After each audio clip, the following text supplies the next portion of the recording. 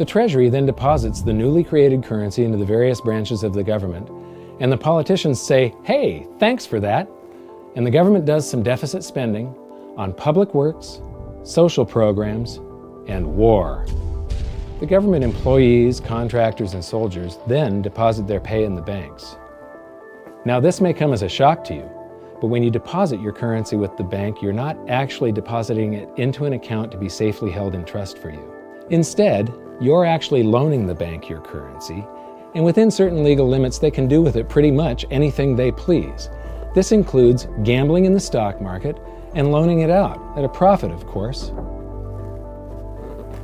Now this is where the machine of currency creation really gets cranking, because this is where something called fractional reserve lending comes into play. Fractional reserve lending is exactly what it says. The banks are allowed to reserve only a fraction of your deposit and loan the rest out. Although reserve ratios may vary, I'm going to use a 10% reserve ratio as our example. If you deposit $100 in your account, the bank can legally take $90 of it and loan it out without telling you. The bank must hold $10 of your deposit in reserve just in case you want some of it. These reserves are called vault cash. But why does your bank account still say you have $100 if the bank has stolen $90 of it? Because the bank left IOUs it created, called bank credit, in its place. Now I know this sounds crazy, but here it is in black and white from the Fed. Commercial banks create checkbook money when they grant a loan simply by adding new deposit dollars in accounts on their books in exchange for a borrower's IOU. These are nothing but numbers that the banks type into their computers. And even though these bank credit IOU numbers are very different from base currency numbers, because they only exist in computers, they are still currency. So now there is $190 in existence. Now, the reason people take out loans from the banks is to buy something. They're going to buy a house or a car or something like that. So the borrower takes the $90 that the bank loaned to him from your account, and he pays the seller of the item. But then the seller deposits that currency into his account, and his bank loans out 90% of that and leaves bank credit numbers in its place. So now there's $271 in existence. This process repeats and repeats until under a 10% reserve ratio, an initial deposit of just $100 can create up to $1,000 of bank credit, all backed by $100 of vault cash, just 10%. But as I said, reserve ratios vary wildly. On some deposits, it's 10%, on others, it's 3%, and on some forms of deposits, reserve requirements are 0. The result is that the expansion of the currency supply by the banks is far greater than even this example would lead you to believe. So once again, when currency is deposited in the banks get to lend it out, and then it gets redeposited and relent, redeposited and relent, redeposited and relent over and over again, creating bank credit all the way. This is where the vast majority of our currency supply comes from. In fact, 92 to 96% of all currency in existence is created not by the government, but here in the banking system.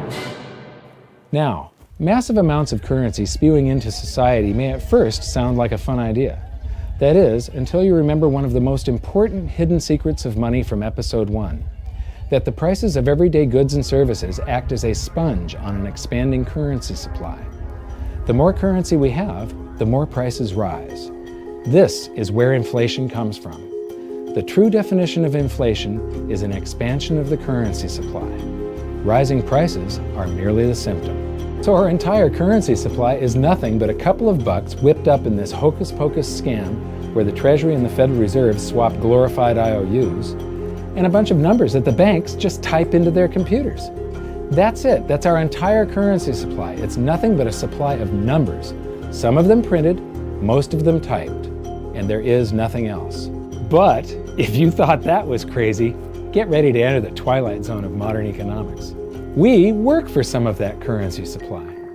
True wealth is your time, but we trade away moments of our lives, hour by hour, day by day, and year by year, for numbers that somebody printed on pieces of paper or just typed into a computer. Now those numbers represent our blood, sweat, tears, labor, ideas, and talent. We are what gives the currency its value.